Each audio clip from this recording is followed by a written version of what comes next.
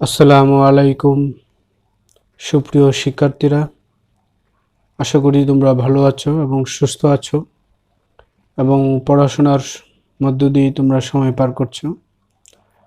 Honours প্রথম বর্ষের মনোবিজ্ঞান বিষয়ের আজকে আমার প্রথম ক্লাস। আজকে তোমাদের এমন একটি বিষয় নিয়ে কথা বলবো যে বিষয়টি তোমাদের পরীক্ষায় প্রায় সময় আসে এবং এবারও একটি প্রশ্ন তোমাদের আসার সম্ভাবনা রয়েছে। সেটি হচ্ছে আবেগ কী এবং আবেগ সম্পর্কিত যে কয়টি মতবাদ রয়েছে তার মধ্যে তোমাদের সেশনের জন্য সবচেয়ে গুরুত্বপূর্ণ যে মতবাদটি সেটি হচ্ছে জেমস ল্যাং এর আবেগ তত্ত্বটি।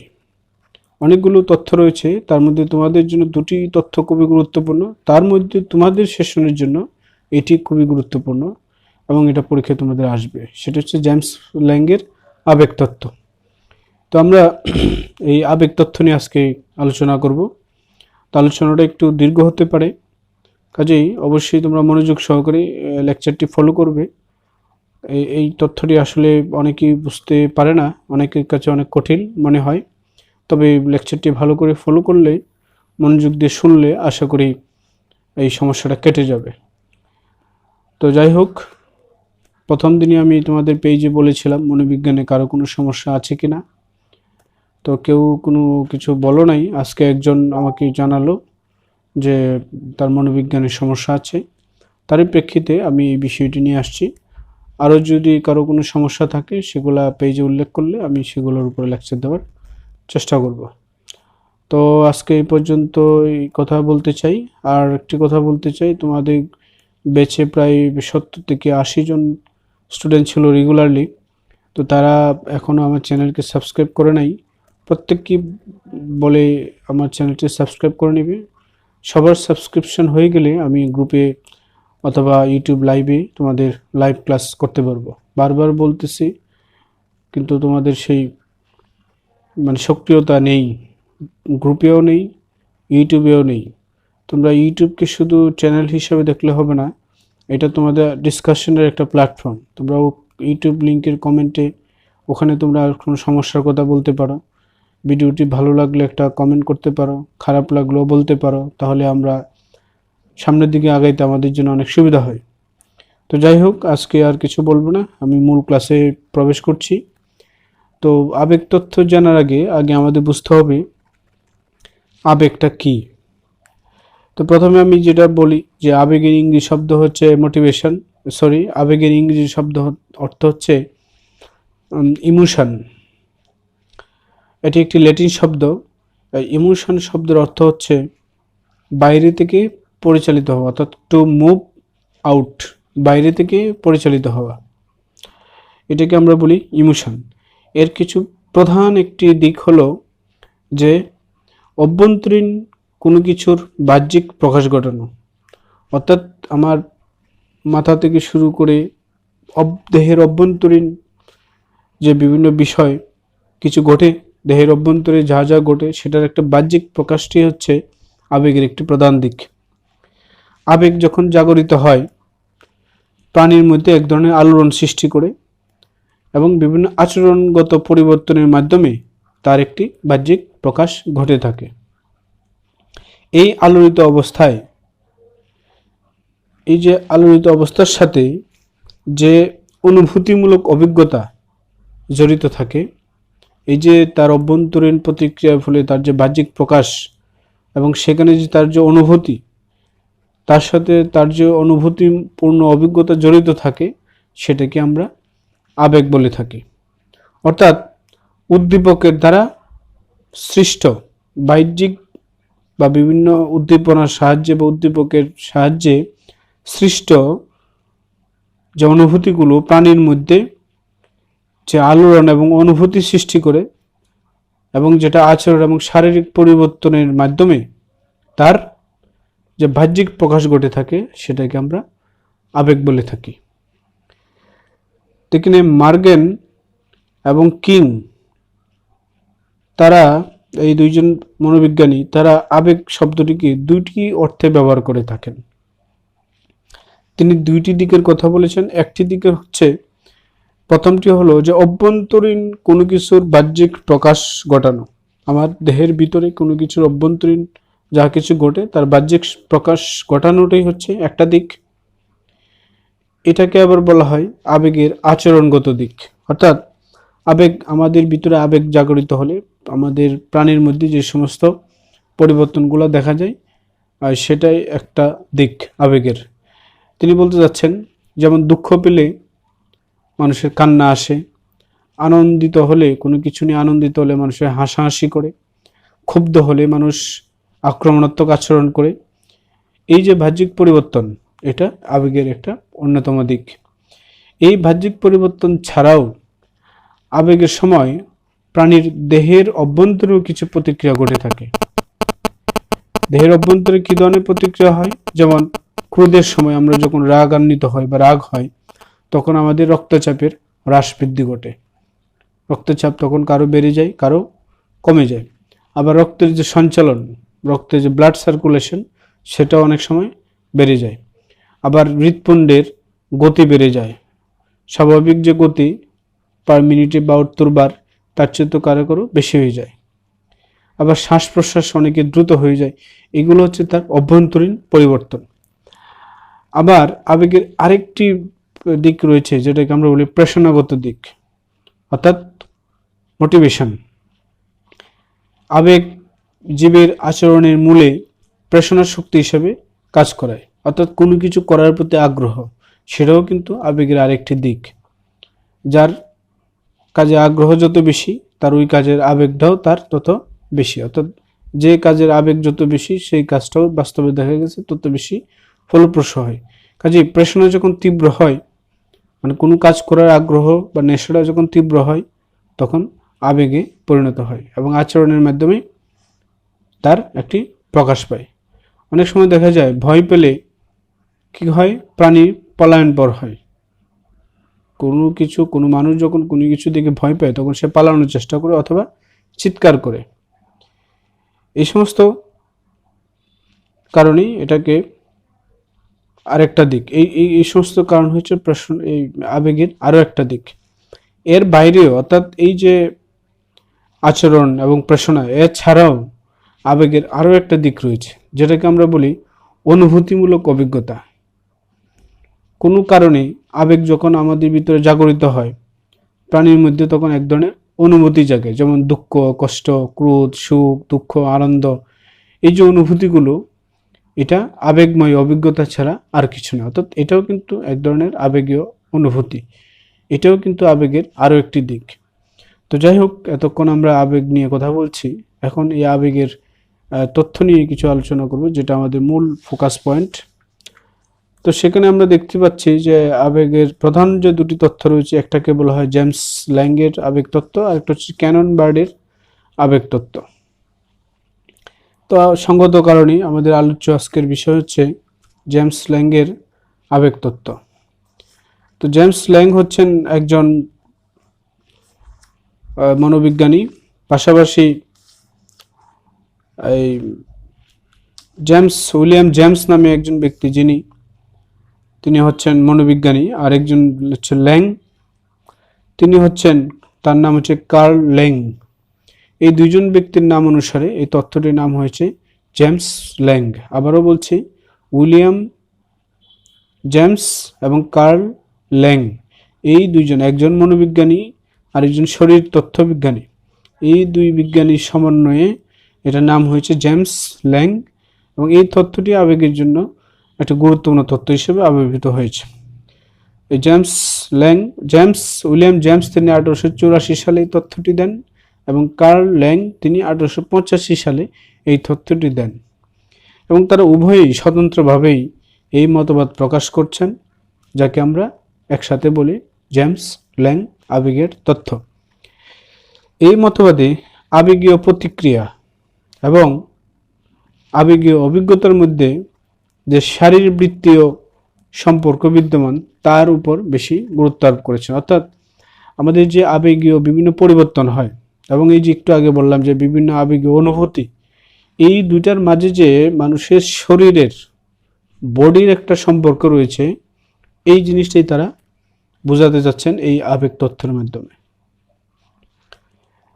আবেগীয় প্রতিক্রিয়া এবং আবেগীয় অভিজ্ঞতার মধ্যে যে বলছে যে বডির সাথে কি সম্পর্ক রয়েছে তারা দেখানোর চেষ্টা করবেন, এবং তারা এখানে এই তথ্যের মাধ্যমে তারা এই জিনিসটা বলতে যাচ্ছেন যে যে আবেগীয় প্রতিক্রিয়া এবং আবেগীয় অভিজ্ঞতা এই দুটার মধ্যে কোনটা আগে ঘটে, এই দুটোর মধ্যে কোনটা আগে ঘটে সেটাই এই জেমস ল্যাংয়ের আবেগ তত্ত্বের মূল আলোচ্য বিষয়। এটাই তারা দেখাতে যাচ্ছেন যে এই বডির যে একটা সম্পর্ক রয়েছে আবেগীয় পরিবর্তন এবং আবেগীয় অনুভূতির মধ্যে, এবং সেটা কোনটা আগে ঘটে, এটাই হচ্ছে তাদের মূল এই তথ্যের আলোচ্য বিষয়। আবেগ এবং আনুষঙ্গিক সম্পর্ক নিয়ে অনেক ধরনের মতভেদ রয়েছে। আরেকটি মতভেদ রয়েছে যেটাকে আমরা বলি ক্যানন বার্ড। তো এটা তোমাদের সেশনের জন্য গুরুত্বপূর্ণ না, ও পরবর্তী সেশন যারা তাদের জন্য গুরুত্বপূর্ণ। কিন্তু এই জেমস ল্যাংয়ের আবেগ তত্ত্ব ছাড়া অন্যান্য যে মতবাদ, তারা মনে করেন যে প্রথমে আবেগ উদ্দীপিত হয় এবং তারপর দৈহিক পরিবর্তনের মাধ্যমে তার বাহ্যিক প্রকাশ ঘটে। মানে এই যে আবেগ তত্ত্ব ছাড়া, জেমস ল্যাংয়ের আবেগ তত্ত্ব ছাড়া অন্যান্য যে তথ্যসমূহ রয়েছে, তারা মনে করে যে প্রথমে আমাদের ভিতরে একটা আবেগ সৃষ্টি হয়, তারপরে সেখান থেকে বিভিন্ন ধরনের উদ্দীপনা সৃষ্টি হয়, এবং সেটা আবার তার বডির বিভিন্ন দৈহিক পরিবর্তনের মধ্য দিয়ে তার বাহ্যিক প্রকাশটা ঘটে থাকে। কিন্তু জেমস ল্যাং এই মতবাদ অনুযায়ী তারা বলতে চাচ্ছেন যে আবেগীয় প্রতিক্রিয়াটা আগে ঘটে, তারপর আবেগ সম্পর্কে জ্ঞান উৎপন্ন হয়। ঠিক উল্টা, অন্যান্য মতবাদ বলতেছে যে আগে আবেগ তৈরি হয়, তারপরে তার দৈহিক বিভিন্ন পরিবর্তনের মধ্য দিয়ে তার বাহ্যিক প্রকাশ ঘটে। আর জেমস ল্যাংয়ের মতবাদ বলতেছে যে না, আগে আমাদের আবেগিক যে প্রতিক্রিয়া হয়, বাহ্যিক যে আচরণটা আমরা পরে হয় বলে ধরে নিই, সেটা আগে ঘটে, তারপরে আবেগ সম্পর্কিত জ্ঞান তৈরি হয়। তাহলে বোঝা গেল যে এটা সম্পূর্ণ বিপরীত অন্যান্য প্রচলিত মতবাদের চাইয়ে। এখন আমরা দেখি যে 1884 সালে জেমস স্বতন্ত্রভাবে তার এই মতবাদটি প্রকাশ করেন। তার মতে আবেগ হলো আবেগজনিত প্রতিক্রিয়ার ফল। মানে আবেগ হওয়ার পরে একটা মানুষ যে সমস্ত আচরণ দ্বারা তার বাহ্যিক প্রকাশ ঘটে থাকে, যেই সমস্ত আবেগীয় ঘটনার ফলে যে সমস্ত ঘটনাগুলো ঘটে থাকে, যে ফলটা আসে, বলছে যে এই ফলটাই হচ্ছে আবেগ। তারা বলতে যাচ্ছে যে আবেগ হলো আবেগজনিত প্রতিক্রিয়ার ফল, অর্থাৎ আবেগ আসার পরে আমরা যা যা ঘটনাগুলো ঘটাই সেটাই হচ্ছে আবেগ। তিনি বলেন, আমার মতবাদ হলো উত্তেজনামূলক ঘটনা প্রত্যক্ষণ করার পরেই দৈহিক পরিবর্তনগুলো ঘটে। অর্থাৎ যেই উত্তেজিত কোনো একটা জিনিস দেখার ফলে আমার যে দৈহিক পরিবর্তনটা ঘটে, সেটা তখনই ঘটে যখন আমরা কোনো উত্তেজনামূলক ঘটনা অবজার্ভ করি বা দেখি। না দেখার আগে সেটা হবে না, দেখা মাত্রই সেটা আমাদের মধ্যে পরিবর্তন ঘটে, এবং এর ফলে যে অনুভূতি সৃষ্টি হয় সেটাকে তিনি বলতে যাচ্ছেন যে দিস ইজ কল্ড ইমোশন, অর্থাৎ এটা হচ্ছে একটা আবেগ। তো তার মতবাদটা কি হচ্ছে যে উত্তেজনামূলক কোনো ঘটনা প্রত্যক্ষণ করার পরে যে অনুভূতিগুলো সৃষ্টি হয় সেটাই হচ্ছে আবেগ। তিনি একটু উদাহরণ দিচ্ছেন এরকম, যে আমরা বলি যে ভাগ্যহারা হয়েই আমরা দুঃখিত হই এবং ক্রন্দন করি, ভাল্লুক দেখে আমরা ভীত হই এবং পলায়ন করি, প্রতিদ্বন্দ্বীর দ্বারা অপমানিত হই, এই কারণে আমরা বিক্ষুব্ধ হই এবং আঘাত করি। তার যুক্তিটা হলো এরকম যে আমরা ভাল্লুক দেখি বলেই আমরা ভয় পাই, আমরা কারোর দ্বারা অপমানিত হই বলেই আমরা আঘাত করার চেষ্টা করি বা বিক্ষুব্ধ হই, আমরা ভাল্লুক দেখে ভীত হই বলেই পলায়ন করার চেষ্টা করি, আমরা ভাগ্যহত হই বলেই আমরা দুঃখ প্রকাশ করি। এই কথার দ্বারা তারা বলতে যাচ্ছেন যে আবেগের প্রতিক্রিয়াটা আগে হয় এবং এর ফলে যেটা হয় সেটা হচ্ছে আবেগ। কিন্তু অধিকাংশ তথ্য যেটা বলে সেটা হলো যে আমরা ক্রন্দন করি বলেই দুঃখিত হই। কিন্তু অন্যান্য মতবাদী যারা তারা বলে যে না, আমরা ক্রন্দন করি বলেই কাঁদি। যদি ক্রন্দন না করতাম তাহলে অবশ্যই কাঁদতাম না। আঘাত করি বলেই ক্ষুব্ধ হই, অর্থাৎ আঘাত করি না, ক্ষুব্ধ হই না। কম্পিত হই বলেই ভীত হই, অর্থাৎ কাঁপি বলেই ভীত হই। এটা নয় যে দুঃখিত হই বলেই ক্রন্দন করি, ক্ষুব্ধ হই বলে আঘাত করি, ভীত হই বলেই কম্পিত হই। অর্থাৎ এটা বোঝা যাচ্ছে যে জেমস ল্যাংয়ের তথ্যটি হচ্ছে প্রচলিত মতবাদের চেয়ে একটু ভিন্নতর। এইবারে আমরা দেখি যে ড্যানিশ শরীরতত্ত্ববিদ কার্ল ল্যাং তিনি কি বলছেন। তিনি 1885 সালে এটা প্রকাশ করেন। তিনি বিভিন্ন আবেগজনিত আচরণ যেমন ভয়, ক্রোধ এই ব্যাখ্যা করতে গিয়ে তিনি শরীরবৃত্তীয় কারণের প্রতি গুরুত্ব আরোপ করেন। অর্থাৎ এইগুলার হওয়ার পিছনে যে একটা শারীরিক কারণ রয়েছে সেটা তিনি ব্যক্ত করেন এবং এটার উপর তিনি একটা বিশেষ গুরুত্ব আরোপ করেন। এবং তার মতে আবেগের দুটি উপাদান রয়েছে, একটাকে বলা হয় কার্য, একটা হচ্ছে কারণ। এই কার্যকারণ সম্পর্কের উপর ভিত্তি করেই তিনি আবেগের ব্যাখ্যা দানে প্রয়াসী হন। আমরা জানি কার্যকারণ মানে প্রত্যেকটা কিছুর পিছনে একটা কারণ রয়েছে এবং কার্য রয়েছে, কারণ ছাড়া কোনো কার্য সংগঠিত হয় না। এই কার্ল ল্যাং তিনি এই কার্যকারণ সম্পর্কের উপর ভিত্তি করেই আবেগীয় ব্যাখ্যা দেওয়ার চেষ্টা করেছেন। তো আবেগের কারণ হলো বস্তু বা ঘটনা, অর্থাৎ কোনো ঘটনা বা কোনো বস্তুকে দেখার কারণেই কিন্তু আমাদের ভিতরে আবেগটা সৃষ্টি হয়। কাজে এখানে বলতে যাচ্ছেন যে কার্য কারণ ছাড়া আবেগ সংগঠিত হয় না, কারণ আবেগের কারণই হলো বস্তু বা ঘটনার প্রত্যক্ষণ বা কোনো কিছু ধারণা করা।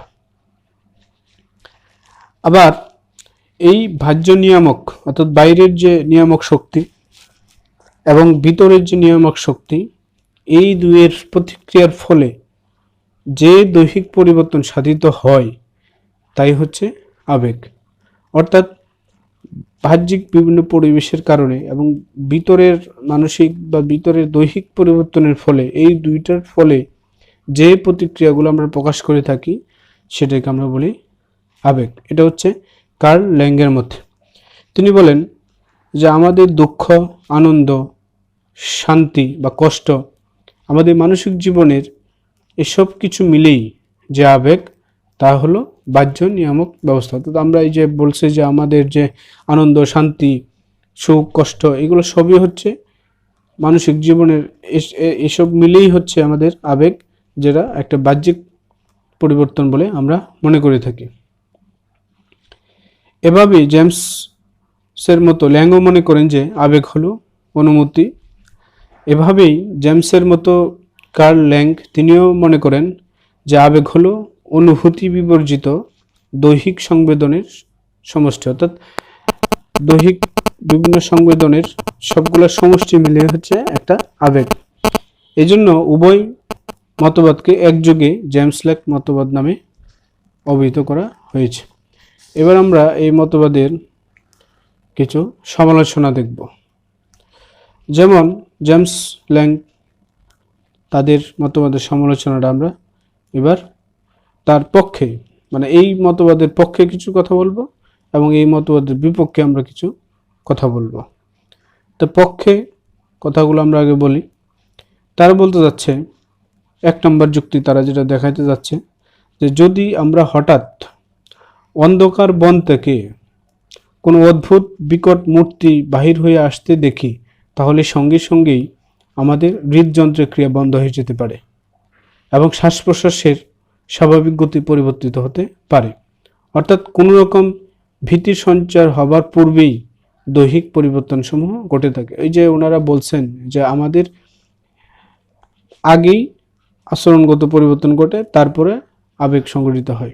এখানেও কিন্তু তারা এই উদাহরণ দিয়ে সেটাই বুঝে যাচ্ছেন যে হঠাৎ করে কোনো জঙ্গল থেকে কোনো অদ্ভুত আকারের একটা প্রাণী বের হয়ে আসলে আমরা অবশ্যই আমাদের অনেকের হৃদক্রিয়া বন্ধ হয়ে যেতে পারে, অনেকের শ্বাসকষ্ট, শ্বাস প্রশ্বাসের সমস্যা দেখা দিতে পারে বা তার যে স্বাভাবিক গতি সেটা পরিবর্তন হয়ে যেতে পারে।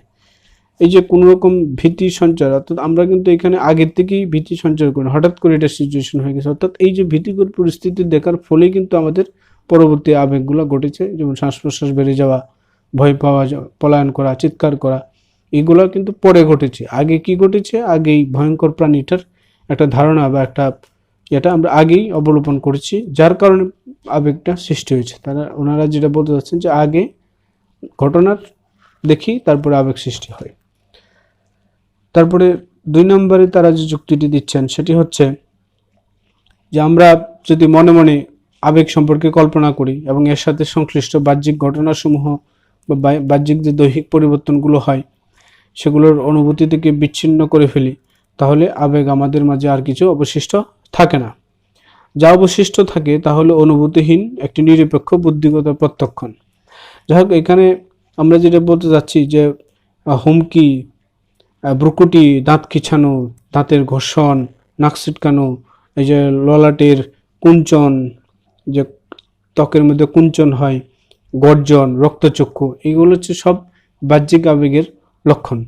এগুলোর বহিঃপ্রকাশ ছাড়া আবেগ কখনো সংগঠিত হয় না। অর্থাৎ আমরা আবেগ কখন বলবো? যখন দৈহিক কিছু পরিবর্তন আমরা দেখতে পাই, যেমন এই যে কপালের এখানে কুঁচ হয়ে যাওয়া, বিক্ষুব্ধ হয়ে যাওয়া, নাক ছিটকানো, দাঁতে দাঁত খিটানো, দাঁতে ঘর্ষণ করা, দাঁত খিঁচানো, এই সমস্ত লক্ষণ যখন আমরা দেখতে পাই তখন আমরা বুঝতে পারি যে তার আবেগ সংঘটিত হয়েছে। অর্থাৎ ঘটনাগুলো আগে ঘটছে, আবেগটা পরে হচ্ছে। 3 নম্বরে তারা যে যুক্তির কথা বলছে সেটা হচ্ছে আবেগের শারীরিক পরিবর্তন সমূহের বহিঃপ্রকাশের পথ। অর্থাৎ যে আমরা আবেগের কারণে যে সমস্ত বহিঃপ্রকাশগুলো করি সেটার রাস্তা যদি আমরা বন্ধ করে দিতে পারি তাহলে কিন্তু আমাদের আবেগটা আর থাকে না, আবেগটা দূরীভূত হয়ে যায়। অন্য কথায়, আবেগময় পরিস্থিতিতে যদি সকল প্রকার দৈহিক পরিবর্তনকে সমান করা যায় তখনও কিন্তু আবেগের পরিবর্তন চেঞ্জ হয়ে যায়। যেমন ভীতি সংকুল পরিস্থিতিতে মানুষ যদি ভীত না হয়, অর্থাৎ ভয়ঙ্কর একটা পরিবেশ, অনেক মানুষ আছে সেখানে গেলে আর ভয় পায় না। যারা ভয়ঙ্কর পরিবেশে ভয় পাবে না তাদের কিন্তু আর ভয় থাকে না। অনেক সময় ক্রোধের সময় অনেকে ক্রোধকে সংবরণ করে ফেলে। ক্রোধের সময় যদি তার ক্রোধকে সংবরণ করে ফেলে তাহলে তার আবেগটা প্রকাশিত হয় না। 4 নম্বরে যে কথাটা বলছেন যে বেশ কষ্ট এবং পরিশ্রম করে যদি আবেগের দৈহিক পরিবর্তন ঘটানো যায় তাহলে মানসিক অবস্থার মধ্যে আবেগের পরিবর্তন করা যাবে। আমরা জানি যে যখন বেশি কষ্ট এবং কায়িক শ্রমের মাধ্যমে আমাদের আবেগের পরিবর্তন যখন চেঞ্জ হয়ে যায় তাহলে অবশ্যই মানসিক অবস্থার মধ্যেও আবেগ চেঞ্জ করা সম্ভব। এই কথাটা ওনারা বলতে চাচ্ছেন। যেমন চলচ্চিত্রে বা নাট্য অভিনয়ে কোনো অভিনেতা বা অভিনেত্রী সুখের বা দুঃখের অভিনয় করতে গিয়ে যখন কোনো রকম অঙ্গভঙ্গি করতে থাকে বা আকুলভাবে কান্নার ভান করে, তখন সুখ বা দুঃখের উপযোগী মানসিক অবস্থার সৃষ্টি হয় এবং সাথে সাথে তা মনকেও আচ্ছন্ন করে ফেলে। কাজেই এখানে আমরা বলতে পারি যে কৃত্রিম আবেগ সৃষ্টির জন্য মানুষ অনেক সময় কৃত্রিম উপায়েও দেহের মধ্যে পরিবর্তন ঘটানো যায়। এটাও তাদের একটা অন্যতম যুক্তি। আবার এখানে তিনি আরেকটাও যুক্তি দিয়েছেন, সেটা হলো এরকম যে অনেক সময় আমরা মদ বা উত্তেজক কোনো কিছু পান করি বা মাদকদ্রব্য সেবন করি, তখন ব্যক্তির মনে যে বিভিন্ন প্রকার উল্লাস এবং কি হয়, দুঃসাহসিকভাবে তার সাহস বেড়ে যায়, দুঃসাহসিকতার ভাব জাগে ওঠে। সেগুলো হচ্ছে কি আবেগের বাহ্যিক প্রকাশ। এখানেও দেহগত কারণেই আবেগ জাগরিত হয়। অর্থাৎ এই যে উত্তেজিত দ্রব্য যদি সে না খেত তাহলে কিন্তু তার এই আবেগটা প্রকাশিত হতো না। এখানেও কিন্তু তার একটা দেহগত প্রভাব রয়েছে। আবার এখানে বলছে যে কোনো কোনো দৈহিক বিশৃঙ্খলার কারণেও আবেগের কারণ হয়ে দাঁড়াতে পারে। যেমন যকৃতে বিশৃঙ্খলা দেখা দিলে মানুষের মিজাজ খিটখিটে হয়ে যায়। আবার স্নায়বিক বিশৃঙ্খলা দেখা দিলে বিষণ্ণতা কাজ করে, হতাশা কাজ করে এবং ভিতরে ভিতরে ভয় জাগ্রত করে। উদ্দীপক ছাড়াও কিন্তু আবেগ জাগৃত হয়ে যায়। জেমসের মতে এসব আবেগের কারণ হলো দৈহিক বিশৃঙ্খলা বা দৈহিক অস্বাভাবিকতা। এরা শেষ পর্যন্ত এই কথাও বলতেছেন যে এই সমস্ত আবেগ হচ্ছে একটা দৈহিক পরিবর্তনের অনুভূতি মাত্র। কাজেই তাদের যুক্তি অনুসারে বোঝা যাচ্ছে যে জেমস ল্যাংয়ের তত্ত্ব অনুসারে বোঝা যাচ্ছে যে আবেগটা পরে হয়, দৈহিক পরিবর্তনটা আগে হয়। এবার আমরা তাদের অসুবিধা নিয়ে কিছু কথা বলবো। যেমন স্টাউট নামের একজন মনোবিজ্ঞানী, তিনি এই জেমস ল্যাংয়ের সমালোচনা করে বলেছেন যে জেমসের যুক্তি অনুসারে দৈহিক পরিবর্তনের বাহ্যিক প্রকাশ ছাড়া যেহেতু আবেগের অভিজ্ঞতা হয় না, তার যুক্তি আবেগ ও তার বহিঃপ্রকাশ এক এবং অভিন্ন বলে প্রমাণিত হয় না। তিনি একটি উদাহরণ দিয়ে বলেছেন, যে স্টার্ট বলেন যে এক খণ্ড পাথর পানিতে পড়লে সঙ্গে সঙ্গে তরঙ্গ সৃষ্টি হয়, কিন্তু তাই বলে তরঙ্গ আর পাথর কিন্তু এক জিনিস নয়, এই জন্য একই বস্তু নয় বা একই জিনিস নয়। এই জন্য তিনি বলতে যাচ্ছেন যে দৈহিক পরিবর্তনে বাহ্যিক প্রকাশ ছাড়া আবেগের অভিজ্ঞতা যেহেতু জন্মায় না, তার যে যুক্তি আবেগ ও তার বহিঃপ্রকাশ এক ও অভিন্ন বলে তিনি যেটা মনে করেছেন, সেটা এই যুক্তিতে খাটে না। অর্থাৎ একটা পাথর যদি পানিতে ফেলে দেওয়া হয় এবং তার যে তরঙ্গ সৃষ্টি হয়, সেই তরঙ্গ আর পাথর কি এক নয়, দুটোই ভিন্ন জিনিস। কাজেই যে বাহ্যিক পরিবর্তন এবং আবেগ যে অভিন্ন তিনি যেটা বলতে যাচ্ছেন, সেটা এই যুক্তিতে টিকে না। জেমসের মতবাদে আবেগকে পরাশ্রয় হিসেবে স্বীকার করা হয় না, কিন্তু মনোবিজ্ঞানের দৃষ্টিভঙ্গিতে কোনো উদ্দীপক বা কোনো উদ্দেশ্য ছাড়া আচরণ সৃষ্টি হয় না। লক্ষ্য অর্জনের জন্য কোনো কাঙ্ক্ষিত লক্ষ্য অর্জনে বাধা আসলেই মানুষ ক্ষুব্ধ হতে বাধ্য হয়, এমনি মানুষ ক্ষুব্ধ হবে না। তার এই যে বলছি প্রথমে প্রেষণা, তার কোনো একটা কিছু পাওয়ার প্রতি আগ্রহ, সেটা যখন না পাবে বা বাধা সৃষ্টি হবে তখনই সে ক্ষুব্ধ হবে। কাজেই এই লক্ষ্যবস্তু অর্জনের মাধ্যমে তার চাহিদা তৃপ্তি হয় না। ম্যাকডোনাল্ড আবেগের এই ইচ্ছামূলক দিকটির প্রতি বিশেষভাবে নির্দেশ করেছেন, এবং মনোবিজ্ঞানী ড্রিবারের মতেও সহজাত প্রবৃত্তিগুলো বাধাপ্রাপ্ত যখন হয়, মানুষের যে সহজাত গুণাবলী রয়েছে, সহজাত প্রবৃত্তিগুলো রয়েছে, সেগুলো যখন বাধাপ্রাপ্ত হয় তখনই তার প্রাণী দেহের মধ্যে আবেগ সঞ্চারিত হয়। এমনি আবেগ তৈরি হয় না, আবেগের জন্য অবশ্যই কিছু একটা পরিবেশ তৈরি করতে হয়। তারপর এখানে বলছে যে জেমসের মতবাদ দৈহিক সংবেদনকে পুরোপুরিভাবে ব্যাখ্যা করতে পারেনি। যেসব দৈহিক সংবেদন আবেগ সৃষ্টি করতে সক্ষম বা যেগুলো সক্ষম নয়, এই দুই ধরনের সংবেদনের মধ্যে জেমস ল্যাং কোনো পার্থক্য দেখাতে